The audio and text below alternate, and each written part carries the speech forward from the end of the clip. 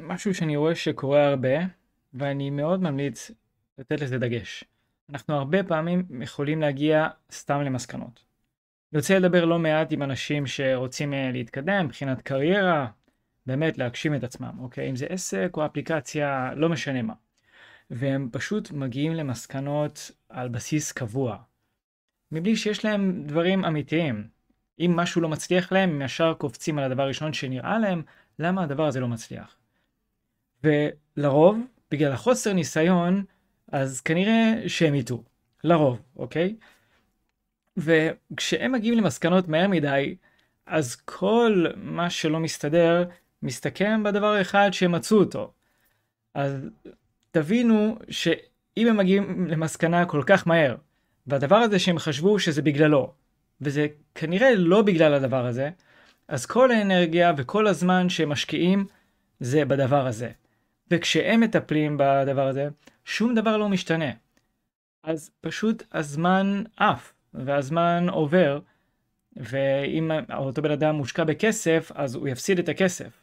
לאט לאט, זה בהדרגה.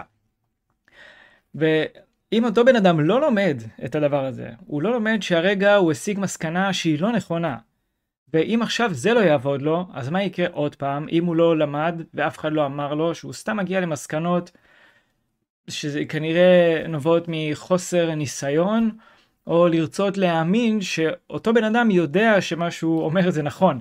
הדברים האלה קצת מבלבלים. אבל זה קורה כל כך הרבה ואפשר לראות את זה. לי זה קרה, אני זוכר, ומישהו אמר לי, אופק, אתה מגיע למסקנות מהר מדי, וזה די לא חכם לעשות את זה. אני די נפגעתי, אבל באמת תודה לו על מה שהוא אמר, כי זה נכון. הגעתי למסקנות מבלי שיהיה לי בסיס נכון, החוסר ניסיון שלי לגמרי איתה אותי, וגם אני רואה שזה קורה להרבה אנשים ברגעים אלה.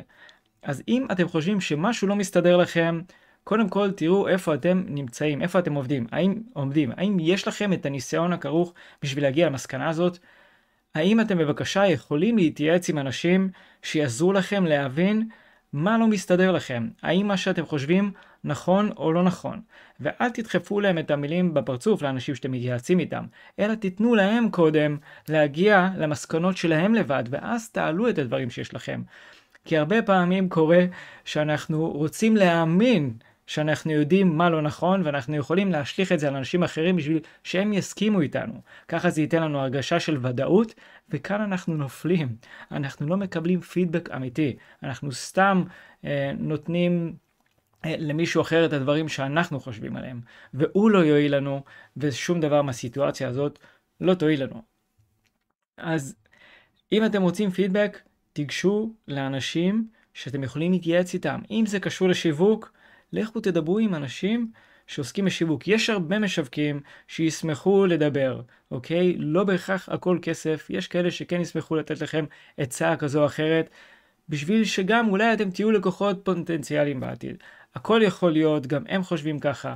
תלכו להתייעץ, זה טוב, אבל להתייעץ עם אנשים שכבר היו איפה שאתם נמצאים, אנשים שמתמחים בנישה שלהם, ואל תגיעו למסקנות, כי אתם תבזבזו כל כך הרבה זמן וכסף על דברים שהם לא בהכרח נכונים, ואני רואה את זה כל הזמן. אז זה סוג של חטא כזה, אל תעשו את זה, ופשוט תשאלו, תלמדו ותלמדו, ככל שתלמדו יותר, תתפתחו יותר, איזה כיף, אוקיי? וגם תשאלו אנשים שאתם לא מכירים, זה מדהים. תיצרו קשרים, תקשיבו מה יש לאנשים להגיד.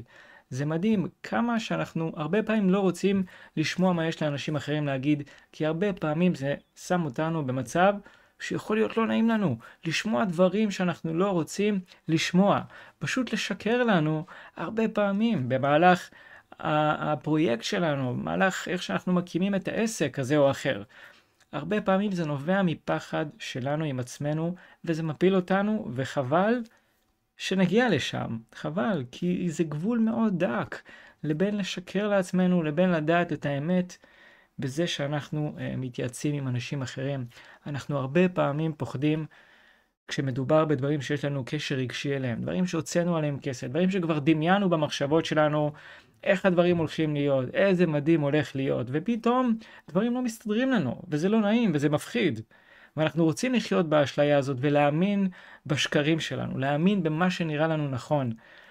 אבל חלק מהתהליך של הקמת עסק, של להיות יזם, של לקחת דברים שיש בהם סיכון וחוסר ודאות, אנחנו צריכים לדעת שהרבה פעמים זה נובע מפחד וזה בסדר. פשוט רק תהיו מודעים לדברים האלה. אחרי שתהיו מודעים, תבינו את זה, אוקיי? ותעשו את מה שאתם צריכים בשביל להתגבר על זה. תיעצו שוב, אוקיי?